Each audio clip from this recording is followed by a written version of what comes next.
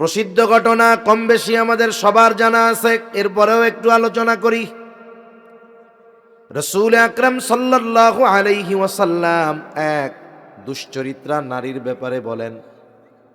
একজন ব্যভিচারিণী নারী, দুশ্চরিত্রা নারী, প্রচণ্ড গরমের দিন রাস্তা দিয়ে হেঁটে যায়। একটা কুকুর পিপাসায় কুয়ার পাশে পিপাসায় কাতরাচ্ছে। আমাদের দেশে তো খাল বিল নদী নালা আছে, যেখানে সেখানে গিয়ে পানি পান করতে পারে, কিন্তু মরুভূমি, ওই জায়গায় তো নদী নাই, খাল নাই, পুকুর নাই। কিছু কিছু জায়গায় কুয়া আছে, কুয়া, পানির কূপ। আবার কুকুরের এই অ্যাবিলিটি নাই, সামর্থ্য নাই, সে কুয়া থেকে পানি তুলে পান করবে। গরমে কুকুরের জিহ্বা বের হয়ে গেছে, কষ্ট হচ্ছে। এই দৃশ্যটা ওই দুশ্চরিত্রা নারী দেখতে পেল, কুকুরের প্রতি একটু মায়া হয়েছে। এইবার সে গিয়ে তার পায়ের মোজাটা খুলে দেখে বালতিও নাই, দড়ির সাথে বেঁধে কুয়ার মধ্যে ছেড়ে দিল। মোজাটা ভিজে গেল, কিছু পানি উঠে আসলো, ওইটাকে চিপড়িয়ে সে কুকুরকে পান করালো। নবীজি বলেন, এই দুশ্চরিত্রা নারীর এইটুকু ভালো কাজ আল্লাহ তাআলার কাছে পছন্দনীয় হয়ে গেছে। এই কারণে আল্লাহ তাআলা কিয়ামতের দিন ওই মহিলাকে মাফ করে দিবে। আবার নবীজি আর একজনের ব্যাপারে বলেন, আর এক মহিলা, সে একটা বিড়ালকে বেঁধে রাখছে, খাইতেও দেয় না, ছেড়েও দেয় না। বাধা অবস্থায় বিড়ালটা ক্ষুধার্ত এক সময় মারা গেল। নবীজি বলেন, এই যে মহিলা বিড়ালকে কষ্ট দিয়েছে, খাবার দেয় নাই, মারা গেছে, এই কারণে আল্লাহ তাআলা কিয়ামতের দিন ওই মহিলাকে শাস্তি প্রদান করবে। এজন্য কোনো বিষয় আমরা ছোট মনে করব না, যদি সেটা ভালো কাজ হয়। ওই রকম ভাবে কোনো গুনাহকে ছোট মনে করে করব না, সেটা যত ছোট গুনাহ হোক। রাসূলুল্লাহ সাল্লাল্লাহু আলাইহি ওয়াসাল্লাম আয়েশা সিদ্দিকা রাদিয়াল্লাহু তাআলা আনহাকে এই উপদেশ দিয়েছেন, আয়েশা, কোনো ভালো কাজ ছোট মনে করবা না, কোনো গুনার কাজকেও ছোট মনে করবা না। কারণ হতে পারে ওই ছোট ভালো কাজের কারণে আল্লাহ তাআলা মাফ করে দিবে, আবার হতে পারে ওই ছোট মন্দ কাজের কারণে আল্লাহ তাআলা শাস্তি দিবে। এজন্য আল্লাহ তাআলা আমাদের সকলকে সব সময় ছোট বড় সব ধরনের ভালো কাজে শরীক থাকার তৌফিক দান করেন, বলি আমিন। আমি যে আয়াতগুলো আপনাদের খেদমতে তিলাওয়াত করেছি, ওই আয়াতগুলোর আলোকে যদি আমরা আমল করতে পারি, তাহলে আমাদের দুনিয়ার লাভ আছে, আখেরাতের লাভ তো থাকলো। কারণ আমরা তো দুর্বল ইমানের মানুষ, আমরা শুধু দুনিয়ার লাভ আগে তালাশ করি। দুনিয়ায় নগদে নগদে কি পাওয়া যাবে, এটা আমরা সকলে চাই। আচ্ছা বলেন তো, এই দুনিয়াতে আমরা কি কেউ চাই যে আমাদের রিজিক সংকীর্ণতা দেখা দিক? এটা কি আমরা কেউ চাই? সবাই চাই যে আল্লাহ তাআলা আমাদেরকে বরকতময় প্রশস্ত রিজিক দান করেন। আরেকটা বিষয় হলো, পরিমাণের সাথে বরকতের কোনো সম্পর্ক নাই। কেউ যদি মনে করে বেশি মানেই মনে হয় বরকত, এমনটা নয়। বরং অল্প জিনিসের মধ্যে আল্লাহ তাআলা বরকত দিতে পারেন কি পারেন না? অল্প জিনিসের মধ্যে যদি আল্লাহ বরকত দেয়, ওইটা লাভবান। অনেক জিনিসের মধ্যে যদি বরকত না থাকে, তাহলে ওইটা বেশি হলেও কোনো লাভ নাই। এজন্য আমরা যদি বরকতময় রিজিক চাই এই দুনিয়ায়, রিজিক সংকীর্ণতার মুখোমুখি না হতে চাই, তাহলে কথাগুলো আমরা একটু খেয়াল দিয়ে শুনবো ইনশাআল্লাহ। এই আয়াতে আল্লাহ তাআলা প্রথমে যেই কথা আমাদেরকে জানিয়ে দিলেন, আয়াতগুলা যেখান থেকে তিলাওয়াত করেছি, আল্লাহ তাআলা প্রথমে জানালেন যে এই দুনিয়াতে কিছু মানুষ আছে, যেই মানুষেরা সম্পদ সম্মানের মালিক হওয়াকে আল্লাহ তাআলার ভালোবাসার প্রমাণ হিসাবে মনে করে। তার মানে এই দুনিয়াতে যদি তার অনেক টাকা হয়, এই দুনিয়াতে তার যদি অনেক সম্মান হয়, সে মনে করে আল্লাহ মনে হয় তাকে অনেক ভালোবাসে। এরকম কিছু লোক আছে না? নামাজ কালাম পড়ে না, কিন্তু কিন্তু অনেক টাকার মালিক, অনেক সম্মানের মালিক। মনিটরের আওয়াজ বাড়ান। অনেক টাকার মালিক, অনেক সম্মানের মালিক, ও মনে করে আল্লাহ তাআলা মনে হয় ওকে খুব ভালোবাসে। মানুষের সামনে আইসা বলে, দেখ আল্লাহ আমারে কত ভালোবাসে, টাকা পয়সা ধন দৌলত দিছে আমারে। এখন বলেন তো, যদি সম্পদ, ক্ষমতা, পদ, পদবি ভালোবাসার প্রতীক হতো, তাহলে ফেরাউন আল্লাহ তাআলার মোহাব্বতের এক বান্দা হয়ে যাইত, ঠিক না? অথচ ফেরাউনের কত ক্ষমতা, কত পদ, কত বড় পদ ছিল, কত সম্মান ছিল, অথচ এই ফেরাউন কত ঘৃণার পাত্র, নমরুদ কত ঘৃণার পাত্র, হামান কত ঘৃণার পাত্র।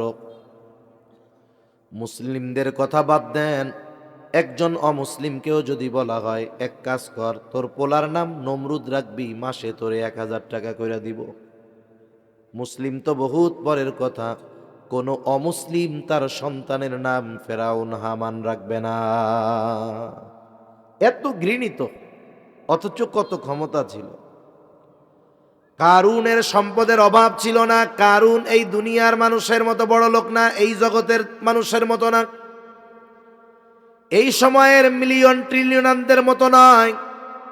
কারুনের সম্পদ কেমন ছিল?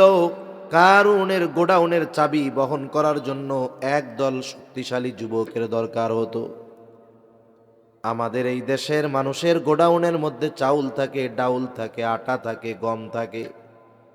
কারুনের গোডাউনের মধ্যে চাউল ডাউল নয়, কারুনের গোডাউনগুলো স্বর্ণ দিয়ে ভরা ছিল। তাহলে কত সম্পদওয়ালা ছিল কারুন। আল্লাহ মনে হয় খুব ভালোবাসতো কারুনকে। ভালোবাসতো না? তাহলে সম্পদ, টাকা পয়সা, সম্মান, এটা আল্লাহ তাআলার পক্ষ থেকে গ্রহণযোগ্যতা, ভালোবাসার প্রতীক নয়, বরং আল্লাহ রব্বুল আলামিন মানুষকে এই দুনিয়ায় সম্পদ এবং সম্মান দেন মূলত পরীক্ষা করার জন্য।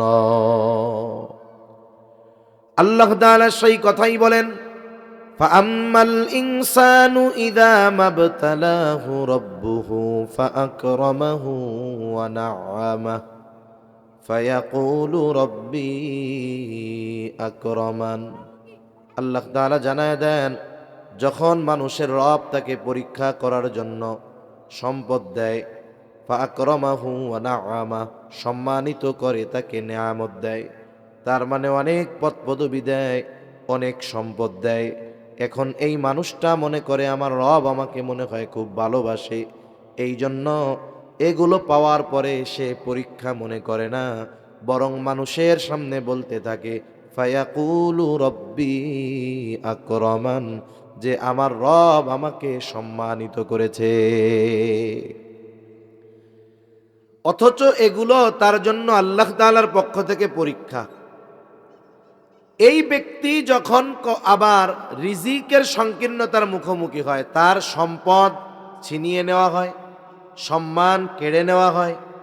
যখন দিয়েছিল আল্লাহ, তখন বলে আল্লাহ আমাকে কত সম্মানিত করছে, আর যখন আল্লাহ পরীক্ষা নেওয়ার জন্য আবার কেড়ে নেয়। আল্লাহ তাআলা বলেন, ওয়া আম্মা ইযা মাবতালাহু ফাকাদারা আলাইহি রিজকাহ। আল্লাহ তাআলা বলেন, আবার পুনরায় যখন তিনি পরীক্ষা নেওয়ার জন্য মানুষকে রিজিকের সংকীর্ণতার মুখোমুখি করে, তার সম্মান কেড়ে নেন, সম্পদ কেড়ে নেন, এইবার ওই মানুষগুলো বলে ফায়াকুলু রব্বি আহানান। এই যে সে রিজিক সংকীর্ণতার মধ্যে পড়ল, আল্লাহ তাআলাকে দোষারোপ করে। কি বলে? মুফাসসিরিনে কেরাম বলেন, সে মূলত আল্লাহর ব্যাপারে অভিযোগ দায়ের করে, বলে আমি সম্মান সম্পদের উপযুক্ত ছিলাম, কিন্তু আল্লাহ তাআলা আমাকে সম্মান সম্পদ দান করে নাই। বলে আমি এগুলোর উপযুক্ত ছিলাম, কিন্তু এগুলো আমারে দেয় নাই। কে? আল্লাহ দেয় নাই। অনেক মানুষ এরকমও আছে দুনিয়ায়, ওই যে নাফরমানি করে, সম্পদ সম্মান পেয়ে মানুষের সামনে বক্তব্য দেয়, বলে আল্লাহ আমারে এত ভালোবাসে। ভালোবাসে কেমনে? বলে আমার ঢাকা শহর 5টা বাড়ি, 6টা ফ্যাক্টরি, 10টা গাড়ি, আল্লাহ খুব ভালোবাসে আমারে। আবার যখন এইগুলো ছিনায় নেয়, নির্বাচনে দাঁড়াইছে, হইতে পারে নাই, কই ওই আই গেছিলাম কিন্তু আল্লাহ হইতে দিল না। এরকম বলে কি বলে না? ওই আই গেছিল কিন্তু আল্লাহ দিল না। তার মানে ও বলতে চায় আমি উপযুক্ত ছিলাম কিন্তু আল্লাহ আমাকে দেয় নাই। তার মানে তার এই সফলতা না হওয়ার কারণ হিসাবে সে অভিযুক্ত করে কাকে? আল্লাহকে।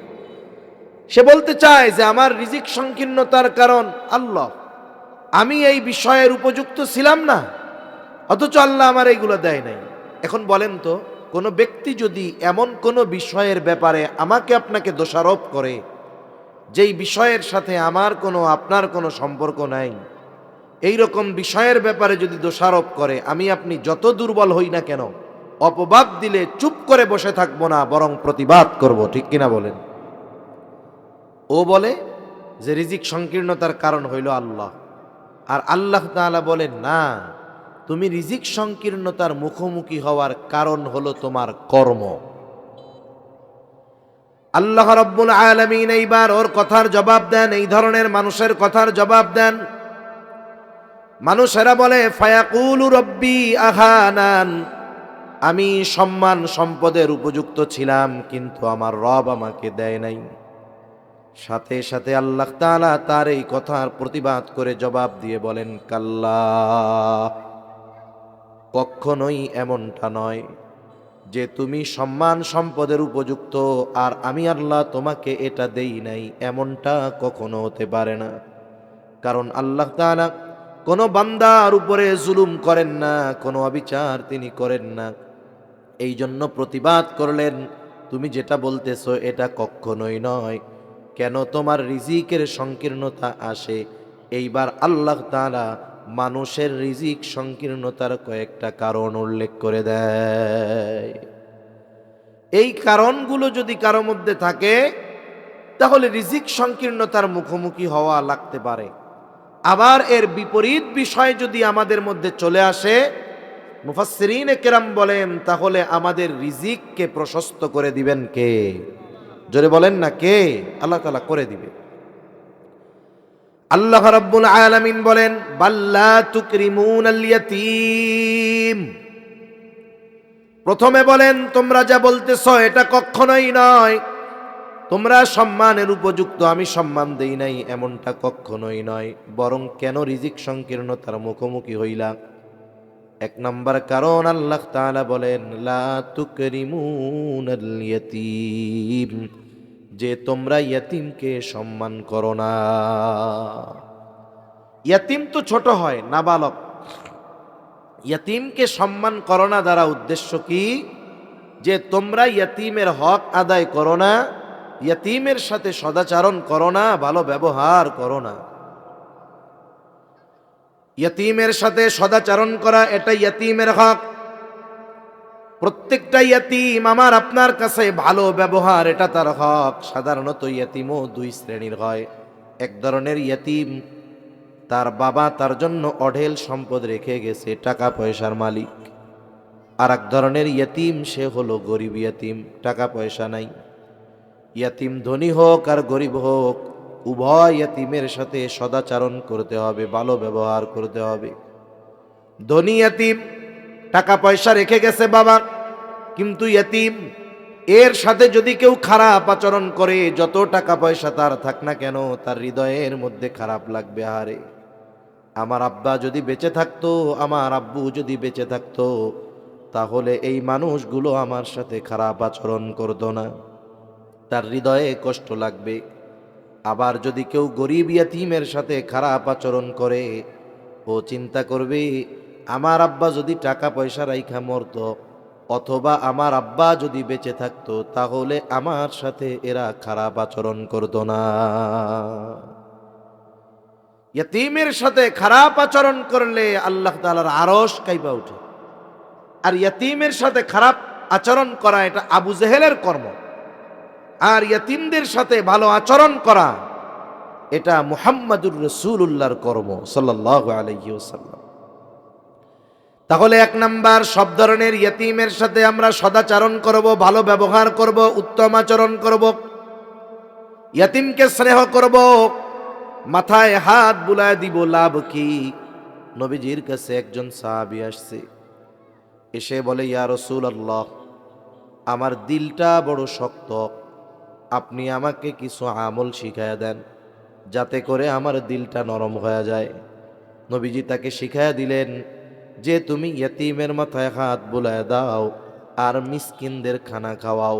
ইয়াতীমের মাথায় হাত বুলাও মিসকিনদের খানা খাওয়াও, তাহলে আল্লাহ তাআলা তোমার কঠোর হৃদয়টাকে নরম বানায়া দিবে। আর যেই মানুষের হৃদয় কঠোর, এর সাথে মানুষ মিশতে চায় না, থাকতে চায় না। মনে করেন চেহারা যত সুন্দর হোক, লোকটার ভিতরে যদি কঠোরতা থাকে, কর্কশতা থাকে, তাহলে এর কাছে কেউ যাইতে চায় না। কিন্তু যদি তার দিল নরম হয়, মিশুক হয়, ধনীর সাথে এক আচরণ, গরিবের সাথে আর এক আচরণ না করে, মানুষ কাছে আসলে বিরক্ত হয় না, কথা বলে, দিলটা নরম, এই রকম মানুষ কালো হইলেও মানুষ তাকে ভালো বলে। ঠিক কিনা বলেন? আমার আপনার নবীর দিল নরম ছিল, এই কারণেই তো নবীজির কাছে আশেপাশের সবাই আইসা ভিড়ত, পাশে বসত। এজন্য এই জামানায় আমাদের দিলের কঠোরতা বেশি। দেখেন না, ছোট ছোট কারণে শত্রু বানাইতে দ্বিধাবোধ করে না মানুষ। ছোট ছোট কারণে মানুষ মানুষকে হত্যা করে ফেলতে দ্বিধাবোধ করে না। দুনিয়ার সামান্য একটু ক্ষমতার জন্য, এলাকার ছোটখাটো পদ পদবি, প্রভাব প্রতিপত্তির জন্য একে অপরকে মাথা ফাটিয়ে দিতে, হত্যা করতে পিছু হটে না। ঠিক কিনা বলেন? ওই জামানার মানুষ বলতেছে আমাদের দিল শক্ত হয়ে গেছে, আমল শিখায় দেন। তাহলে বলেন তো, ওই জামানার তুলনায় আমরা এই জামানার মানুষ, আমাদের দিলের অবস্থা কি? সেজন্য আমাদের উচিত ইয়তীম, গরিব, অসহায় এদের সাথে সদাচরণ করা, মাথায় হাত বুলায় দেওয়া। এতে কি হবে?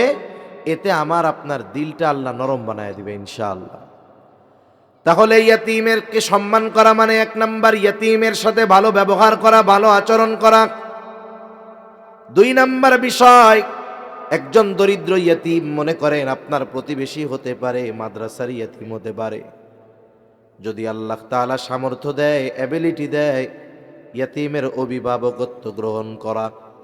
আপনার ছেলে আছে, টাকা পয়সার অভাব নাই, আপনার প্রতিবেশী লোকটা অটো চালাইতো, মারা গেছে, ছোট বাচ্চা আছে, আপনি তার দায়িত্বটা নিয়ে নেন।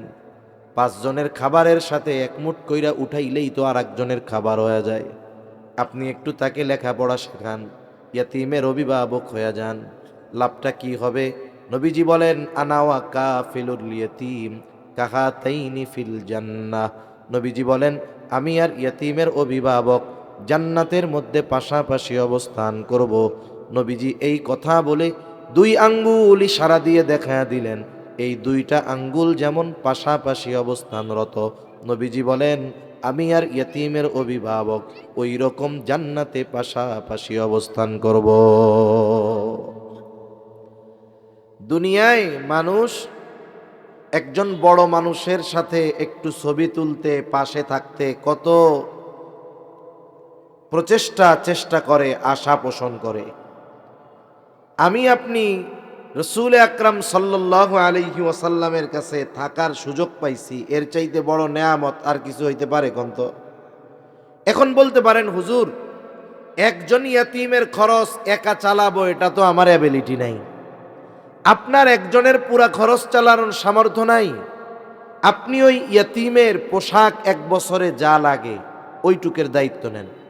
মনে করেন মাদ্রাসায় গেলেন, ইয়তীম আছে, হুজুরে বললেন, হুজুর আপনার মাদ্রাসার ইয়তীম ছাত্র যে কোনো একজনের সারা বছরের পোশাক খরচটা আমি দিব, কয় সেটার জামা লাগবে, অথবা আমি তার তেল পানি যা লাগে দিব, ওষুধ যা লাগে দিব, স্যান্ডেল যে কয় জোড়া লাগে দিব। এইভাবে একটা অংশের দায়িত্ব নিয়ে অভিভাবক হন। হাদিসে আসছে, নবীজি বলেন, মান বানা লিল্লাহি মাসজিদান বানাল্লাহু লাহু বাইতান ফিল জান্নাহ। নবীজি বলেন, মান বানা লিল্লাহি মাসজিদা, যে আল্লাহর সন্তুষ্টির জন্য মসজিদ বানাইলো, তার লাভ কি? বলে বানাল্লাহু লাহু বাইতান ফিল জান্নাহ, আল্লাহ তাআলা তার জন্য জান্নাতে ঘর বানাবে। সুবহানাল্লাহ কয় না? এখন বলেন তো, এই ফজিলতের আশায় যদি সকলেই একটা কইরা মসজিদ বানায়, তাইলে তো ইমামও থাকবো না, মুয়াজ্জিনও নাই, মুসল্লিও নাই, তাই না? ও চিন্তা করছে এত বড় ফায়দা, তাইলে আমি আমার বাড়ি 200 ইট দিয়া ছোট্ট একটা মসজিদ বানাই। সবাই কয় আমিও বানাই। এখন সবাই যদি একটা মসজিদ বানায়, তাইলে তো আর ইমামও পাওয়া যাবে না, মুসল্লিও পাওয়া যাবে না, একাই পড়তে হবে। মুহাদ্দিসিনে কেরাম বলেন, উদ্দেশ্য হইল যে মসজিদ বানানোর কাজে অংশগ্রহণ করবে, যতটুকু সামর্থ্য ততটুকু দিয়ে তার জন্য আল্লাহ জান্নাতে ঘর বানাবে। সুবহানাল্লাহ। তাহলে মসজিদ বানানোর কাজে সামান্য অংশ থাকলেও, শরিক থাকলেও যদি জান্নাতে ঘর পাওয়া যায়, যেই লোকটার পরিপূর্ণ একটা ইয়াতীমের অভিভাবকত্ব নেওয়ার সামর্থ্য নাই, সে যদি ইয়াতীমের একটা বিষয়ের দায়িত্ব নেয়, আশা করা যায় আল্লাহ তাআলা জান্নাতে নবীর সাথে তাকে থাকার সুযোগ করে দিবে ইনশাআল্লাহ। নবীর সাথে জান্নাতে থাকতে পারার সুখবর সাহাবায়ে কেরামের কাছে সবচেয়ে বড় আনন্দের ছিল। হযরত আনাস রাদিয়াল্লাহু তাআলা আনহু বলেন, একদিন এক গ্রাম্য সাহাবী নবীজির কাছে আসছে। নবীজি আর একজনের সাথে কথা বলতেছে। আদব হলো যখন কেউ কারো সাথে কথা বলে, কথার মধ্যে কথা জিজ্ঞাসা না করা। গ্রামের মানুষ সহজ সরল বুঝে না। নবীজি ওই ব্যক্তির সাথে কথা বলতেছে, সে তাড়াহুড়ো করে নবীজির কাছে গিয়া বলে, ইয়া রাসূলুল্লাহি মাতাসসা, হে আল্লাহর রাসূল, কিয়ামত কখন হবে? নবীজি কিছু বলেন না। লোকটা দাঁড়িয়ে আছে, অপেক্ষা করতেছে। ওই ব্যক্তির সাথে নবীজি কথা শেষ করবার পরে জিজ্ঞাসা করতেছেন, ওই লোকটা কোথায় যে আমাকে জিজ্ঞাসা করলো কিয়ামত কখন হবে? এবার লোকটা বলে, ইয়া রাসূলুল্লাহ, আমি জিজ্ঞাসা করেছি, কিন্তু এই জিজ্ঞাসার মধ্যে তার উদ্দেশ্যটা ভিন্ন মনে হচ্ছিল। এই জন্য নবীজিও তাকে পাল্টা প্রশ্ন করলেন, মা আ'দাত্তা লাহা, তুমি কিয়ামতের জন্য কি পাথেয় সংগ্রহ করছো? কারণ তার প্রশ্নের মধ্যে ভাব মনে হচ্ছিল এইরকম যে সে কিয়ামতের জন্য রেডি, কিন্তু কিয়ামত আসে না। এই জন্য জিজ্ঞাসা করতেছে যে কিয়ামত কখন আসবে। একটা হলো নবীজি তো উম্মতের রুহানি ডাক্তার। ওই ব্যক্তি প্রশ্ন যাই করুক, উদ্দেশ্য কি এটা উনি অনুধাবন করতে পারছেন। এই জন্য তাকে পাল্টা প্রশ্ন করছে যে তুমি কিয়ামতের জন্য কি পাথেয় সংগ্রহ করছো, কিয়ামত কখন হবে জিজ্ঞাসা করতেছ। আর যদি তার উদ্দেশ্য হইতো কিয়ামত কখন হবে এই খবর জানা, তাহলে হয়তো নবীজি বলতেন, কিয়ামতের আলামতগুলো বইলা দিতেন, ওই সময়ের পরে কিয়ামত হবে, এই সেই। কিন্তু নবীজি তারে পাল্টা প্রশ্ন করছে, মা আ'দাত্তা লাহা। এখন লোকটা জবাবে কি বলে? বলে, আমি আল্লাহ এবং তার রাসূলকে ভালোবাসি। নবীজি জবাব দিলেন, আল মারউ মা'a মান আহাব্বা।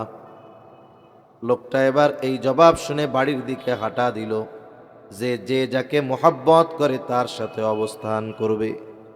প্রশ্ন করছিল কি? বলে, কিয়ামত কখন হবে? জবাব শেষমেশ হইল কি? বলে, যে যাকে মোহাব্বত করে তার সাথে অবস্থান করবে। আসলে ওই গ্রাম্য সাহাবী কিয়ামত কখন হবে মূলত এটা জানতে চায় নাই। তার উদ্দেশ্য ছিল কিয়ামতে জান্নাতে যখন যাব কোথায় আমি থাকব। যদি সে তার মূল প্রশ্নের মানে যেটা উদ্দেশ্য জবাব না পাইতো, সে আরো প্রশ্ন করত। তার মানে বোঝা গেল তার জানা উদ্দেশ্য ছিল যে আমি তো আপনারে ভালোবাসি, মারা তো যাব, কিয়ামত তো হবে, তাহলে অবস্থা কি হবে? নবীজিও জানায় দিচ্ছেন যে যারে ভালোবাসে তার সাথে অবস্থান করবে। লোকটা বাড়ির দিকে হাঁটা দিছে, আর কিছু বলে না।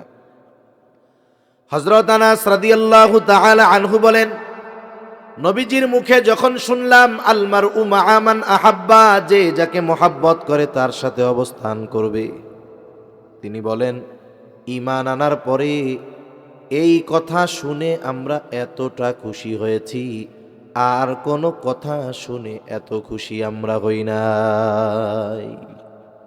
তাহলে নবীর সাথে জান্নাতে থাকার খবর শুনে সাহাবায়ে কেরাম ইসলাম গ্রহণের পরে এই খবরটাকে সবচাইতে আনন্দের খবর মনে করছেন।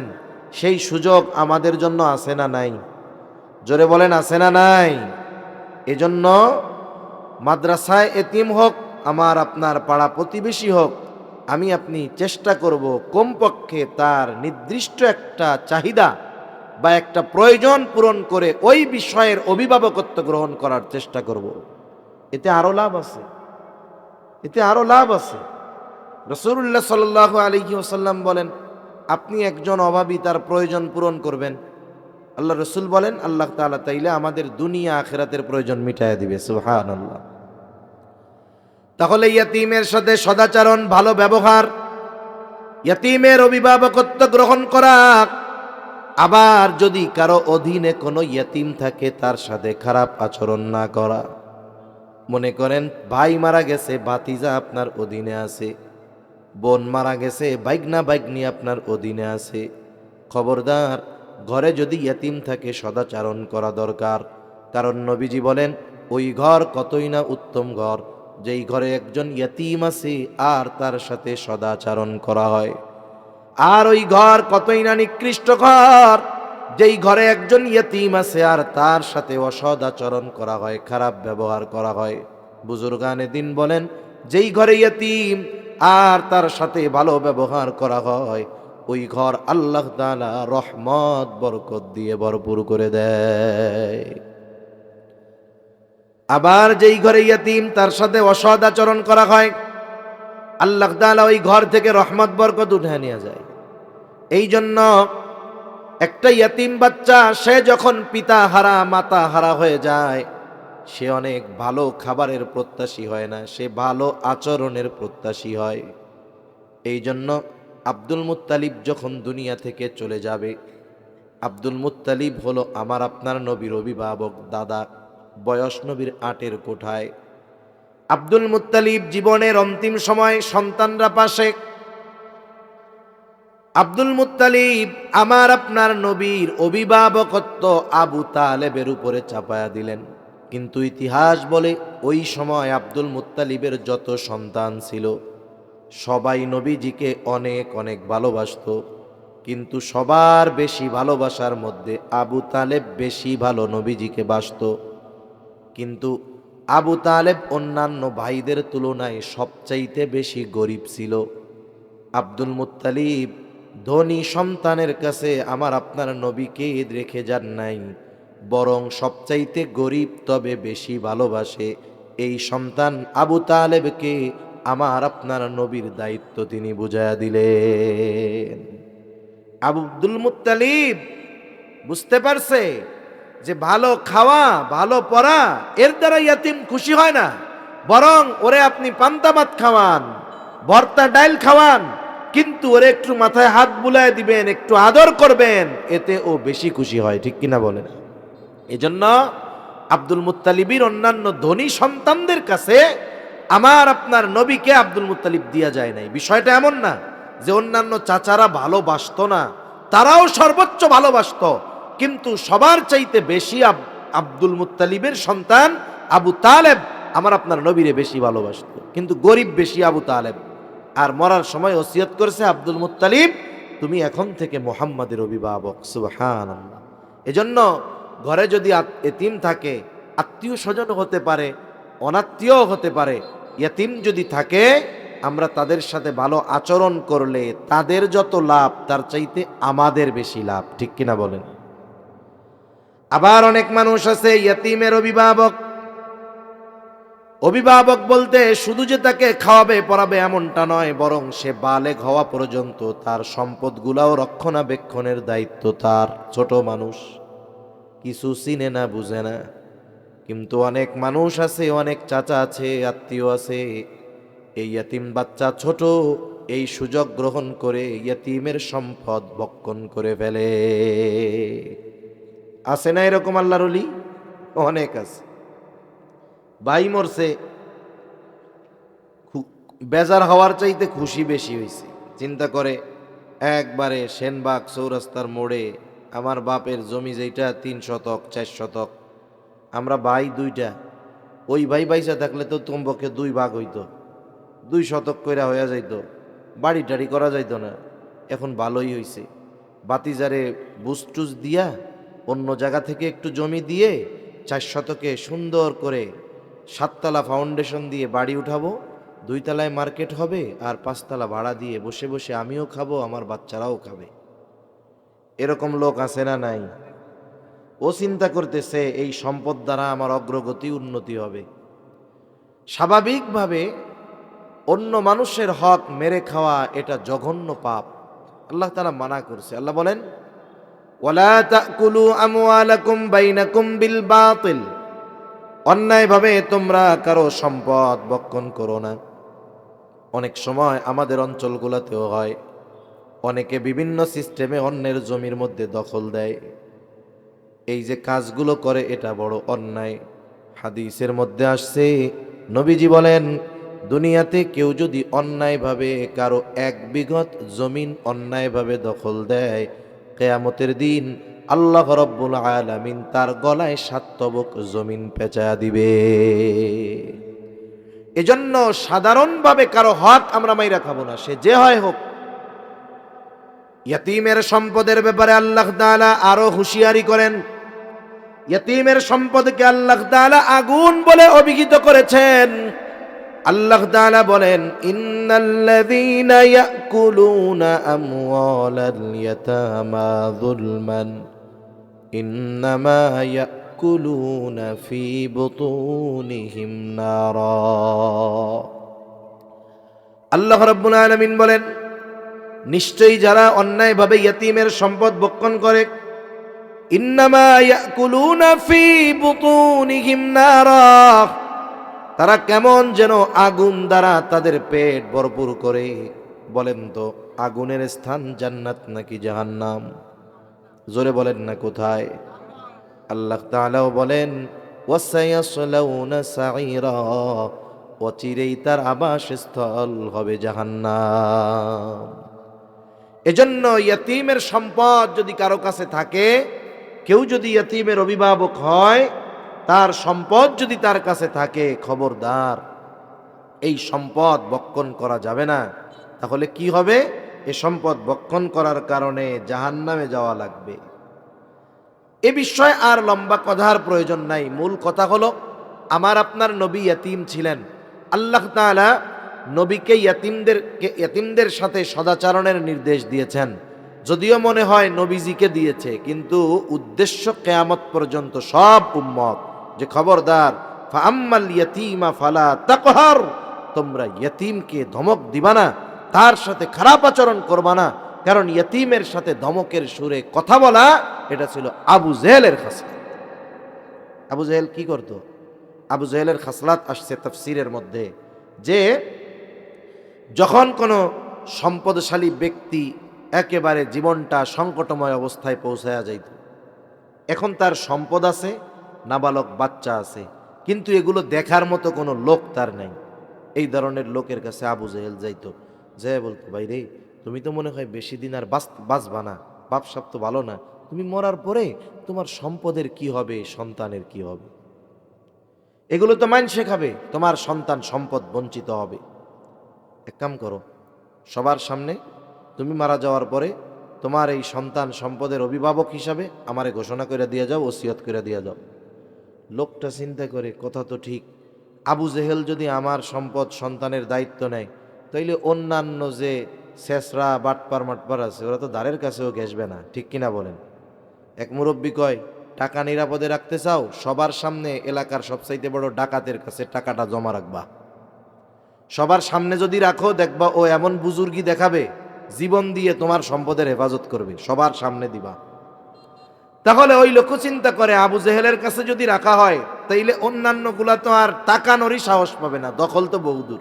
এবার সবার সামনে বলতে, আমি মারা যাওয়ার পর আমার সন্তান সম্পদের সব দায়িত্ব আবু জেহেলের। এবার লোক তো মরে গেছে, ছোট বাচ্চাটা, তার সম্পদ আবু জেহেলের কাছে, সে চাইলে ঠিক মতো দেয় তো না। আবার যখন বড় হয়ে গেছে, প্রাপ্তবয়স্ক, এবার বলে আমার সম্পদ আমারে বুঝাইয়া দেন। এইবার কি করত? সম্পদ বঞ্চিত করত, খারাপ আচরণ করত, কাছে গেলে ঘাট ধাক্কা দিয়া বাইর করে দিত। তার মানে এই যে ইয়তীমের সম্পদ ভক্ষণ করা, ইয়তীমের সাথে অসৎ আচরণ করা, এটা কোনো মুমিনের আলামত নয়, মুমিনের আচরণ নয়, এটা আবু জেহেলের আচরণ, ঠিক কিনা বলেন? এজন্য আমরা ইয়তীমদের সাথে ভালো ব্যবহার করব। আমরা অনেক সময় গরিব হইলে, ইয়তীম মানুষ, পোলাপান, বাপ মা বাইসা আছে, দুইজনে মিলা মেহনত করে মানুষ বানাইতে পারে না, দুষ্টু হয়ে যায়। আর ওর বাপও নাই, মাও নাই, ও একটু চঞ্চল দুষ্টু হতে পারে। এই কারণে অনেক সময় আমরা তাদের জন্য কষ্টদায়ক শব্দ ব্যবহার করি। এ ধরনের কোনো কথা বলবো না, যাতে একটা ইয়তীম কষ্ট পায়।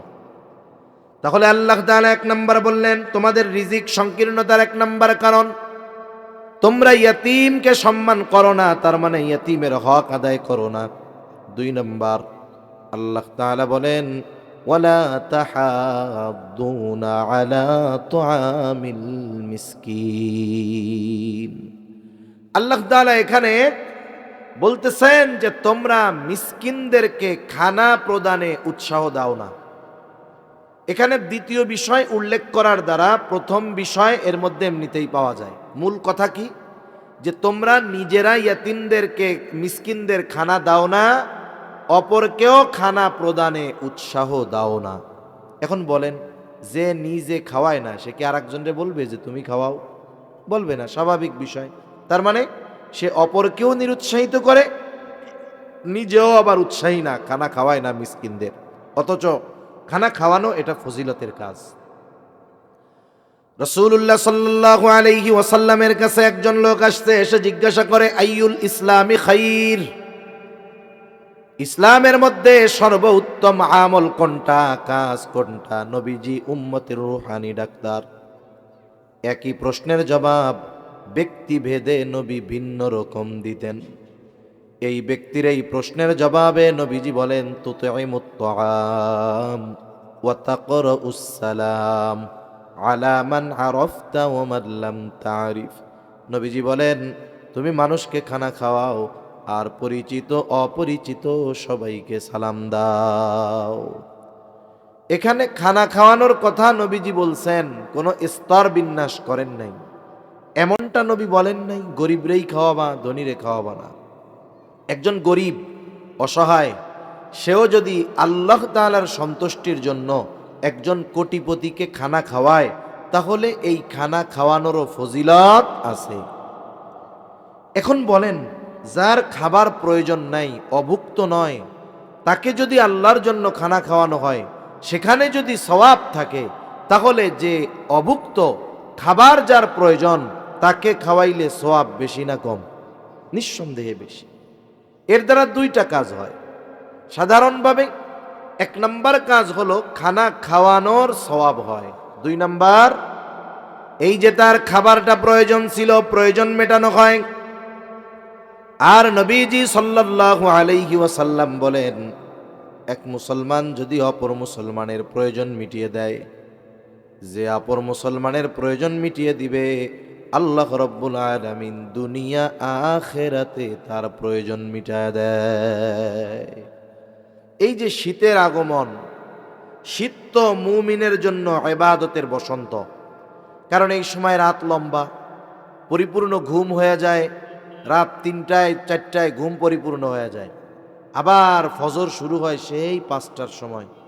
ইচ্ছা করলে নামাজি এই সময় তাহাজ্জুদ বেশি পড়তে পারে, অন্যান্য আমল করতে পারে। শীতের সময় দিন ছোট হওয়ায় রোজা রাখতে পারে। আবার এই শীতের আগমন যখন ঘটে, অনেকের আবার কষ্টের কারণ যদি তার শীত বস্ত্র না থাকে। আমরা আমাদের আশেপাশে খুঁজে খুঁজে দেখব কাদের শীতবস্ত্র নাই।